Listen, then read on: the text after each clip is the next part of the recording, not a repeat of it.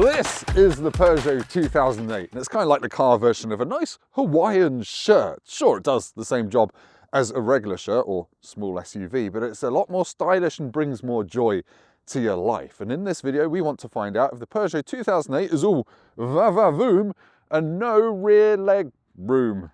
We're going to review it. That's what I'm trying to say. If you're a regular viewer of the channel, you'll know I love cars that do things a little bit differently. And oh boy, does the 2008 do things a little bit differently. Just look at it. It looks like an angry spider or a venomous snake. It's got these 3 slashes in the headlights up here, and it's got these fang daytime running lights down here.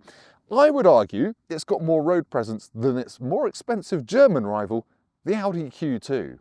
Actually, speaking of expense, these 3 slashes, they only appear on top spec GT models of the 2008. Lesser models don't get the full LED headlights, and a GT version is going to set you back 30 grand new, or 40 grand if you go for the full electric E2008. That is definitely more expensive than an Audi Q2. Luckily for you, we've got plenty nearly new ones here at Motorpoint, which are 9 grand less than this price. So this is not an advert, but what could you do with £9,000? Probably turn your heating on for a day. Now, as much as I hate the word rival when it comes to cars, because it gives you images of cars with tridents stabbing each other in a coliseum, this is a rival for the Ford Puma and the Renault Captur. And despite all being small SUVs, the 2008 is actually a little bit longer than all of those, so it should have more interior space, but still it's only 4.3 meters long, which is the same length as a Volkswagen Golf, so it's not going to give you heart palpitations.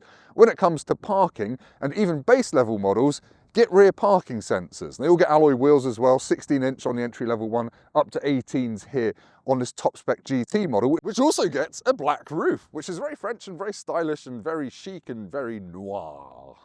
Like most modern Peugeots, the 2008's got a real sense of style in its cabin that you just wouldn't get in a Ford Puma. I like all the curves and the swoopiness. It feels very charming. A Ford Puma just doesn't, frankly. I would say this top spec one has got fake carbon fibre on the dashboard, so someone needs to go to the guillotine for that. But whatever, I will allow it. In terms of physical climate controls, they are present and correct, which is rare. So you use these things called piano keys to turn your heated windscreen on, things like that. So you can bash out some bark while preparing to park or something. Infotainment duties are handled with a big touchscreen up here. It's 10 inches in GT models, 7 inches in the mid-spec and lower models. It's actually fine. You need to sit on your driveway for half an hour to get used to where things are, but once you're up to speed, it's fine, and you can plug into this USB-A or USB-C to get Apple CarPlay or Android Auto up on the screen. I've got a digital dashboard in here, which has actually got a 3D effect on this top spec one, which is quite cool. And you look over the steering wheel at it. It's called iCockpit, and it works for me. It didn't used to work 10 years ago when Peugeot first tried it, but they've sorted it out. You get a small steering wheel. In terms of storage, I've got a space down here for my phone, which has got a wireless charging pad in it. Again, that's a top spec thing. I've got a little cubby hole down here. I've got some cup holders here, decent sized door bins. The armrest is not standard on entry-level models, so if you're in an entry-level one, you end up falling into your passenger's lap. Don't do that in a lay-by. The police will come and arrest you, but that is quite deep. It's quite decent. My only real niggle, other than the carbon fibre, is the fact that the glove box is half size, because they've not moved the fuse box over for right-hand drive cars. Come on, Peugeot. It's not 2004. But anyway, let's check out the back seats. You might just think the 2008 is a 208 hatchback, but on stilts, and you'd actually be 7 centimeters wrong. That's the difference in wheelbase length between the two cars. That's the space between the back wheels and the front wheels. So I should have more knee room, and I do have more knee room than in a 208. It's okay. It's not amazing. I'm 6'3". That's my driving position. I've got a little bit more room than in the back of a Ford Puma. I've got room for my feet. I've got a little net for my stuff here, and I've got headroom as well. The only whinge I've really got is that that's a bit hard. So my knees are jammed in the back of it. It does hurt a little bit. And the sunroof doesn't extend to your backseat passengers, which is just a little bit mean. What if they're plants and they need to photosynthesize? The door bins are really quite small and a little bit mean. There's no ski hatch here. There's nothing to poke through from the boot. It's okay. I've got 2 USB-As down there for charging, but I'd say it's average in the back of a 2008. Now, there's a good chance you're looking at this review because you're thinking of getting a 2008 as a family car. So I'm going to get my child seat and whack it in the back and see if it fits. Right, I'm going to put the car seats in the 2008. I say seats, it's just one. You have to unzip the ISOFIX covers, which is a little bit annoying. And then obviously you are into the age-old game of trying to stab your prongs in the hole but there's not much room. I'm gonna have to put my driving seat forward to get this in, so I'm gonna do that and then cut. Cool, right, I've moved the seat. Let's click the base in. Obviously, there you go, that's not too bad. I've just about got room for leg. Will a seat for a 2-year-old fit in? There we go. Fits okay, but I'm gonna have to jam my driver's seat right back against the leg of the child seat to be able to actually drive. So yeah, it's okay. Obviously when your kids get bigger and can use the seat without a base, it'll be happy days.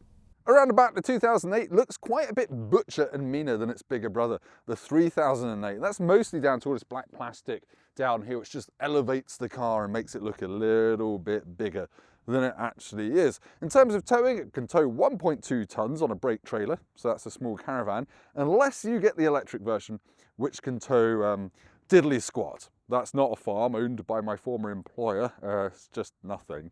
It's 434 litre boot space, and that is the same whether you get the electric version or this. The petrol version, it's got some quite cool things. It's got some under boot floor storage, which is actually quite handy for whatever you want to hide away from prying eyes. It's not quite as big as the Renault Capture's boot, however, and that also has sliding rear seats, so you can, you know, minimise rear legroom and grow your boot space should you want to. So yeah, it's not massively flexible, but let's see what we can fit in it in what we like to call the Motorpoint Big Boot Challenge! Zut alors, sacre bleu! The bags don't all fit in the boot of the 2008. Yeah, the big boys like this, they're just a little bit too big. I can get one in there and 2 carry-on bags, but yeah, this is gonna have to go in the dike.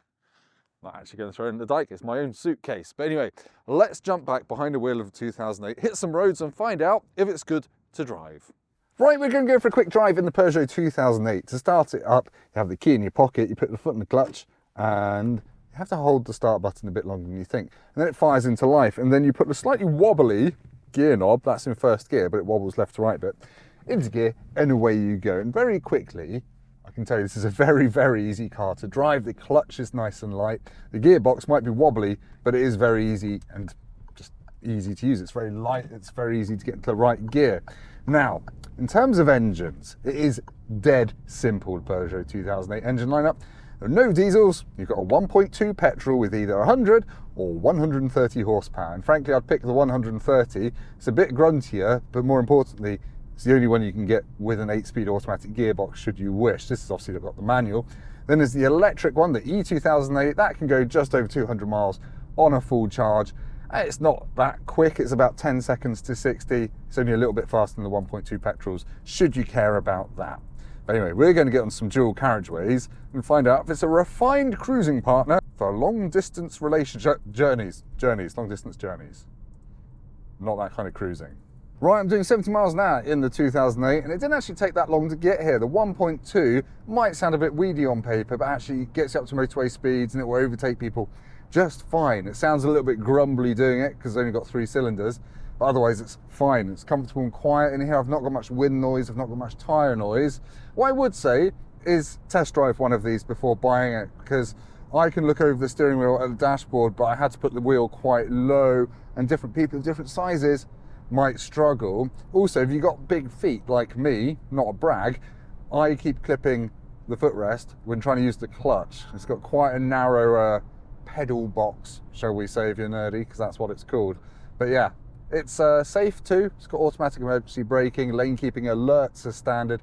If you want it to actually steer and do your lane keeping assist, that is an optional extra. It can read traffic signs as standard though, so there's no excuses for speeding. We're going to go to a country road now and find out if it's any fun in Les Cornets, as they say in France. Les Cornettos, I'm hungry. Right, I'm on a twisty country road now in the Peugeot 2008, and I can confirm it goes around corners, but it does lean over quite a bit. It feels like it should be soft and squidgy because it leans, but the ride, the suspension, does pitter-patter a bit. That is a technical term, but it does feel a little bit unsettled quite a lot of the time on bumpy country roads. It's not enough to really get on your nerves, but you will notice it, even if you are not Lewis Hamilton. As you can tell, I'm not driving it quickly. because it's not a car that you drive like a sports car, frankly, especially when there's an Ocado lorry on the other side of the road. Brilliant. But anyway, the Peugeot 2008, it drives okay. It's not fun to drive, it's reasonably efficient, it's comfortable on a motorway, but on bumpy roads, it could do better. I'm going to give it a B+. But anyway, let's go back to Motorpoint for an outro. The small SUV class is packed full of good choices right now, and frankly, I think the Peugeot 2008 is the most stylish one, but it isn't all about the looks. It is practical enough, it's got a big enough boot, it's got just about enough rear seat space, but that's not all. It's got decent infotainment, and it's got a good range of efficient petrol engines as well. Tick, tick, tick, ticks all the boxes. It's got more ticks than a Louisiana swamp. Do they have swamps? Hopefully they do. Anyway, it comes highly recommended. Hopefully this video has been helpful. If it has, please hit like and do subscribe to the Motorpoint YouTube channel, because it's got plenty of nearly new car reviews coming soon. See you next time.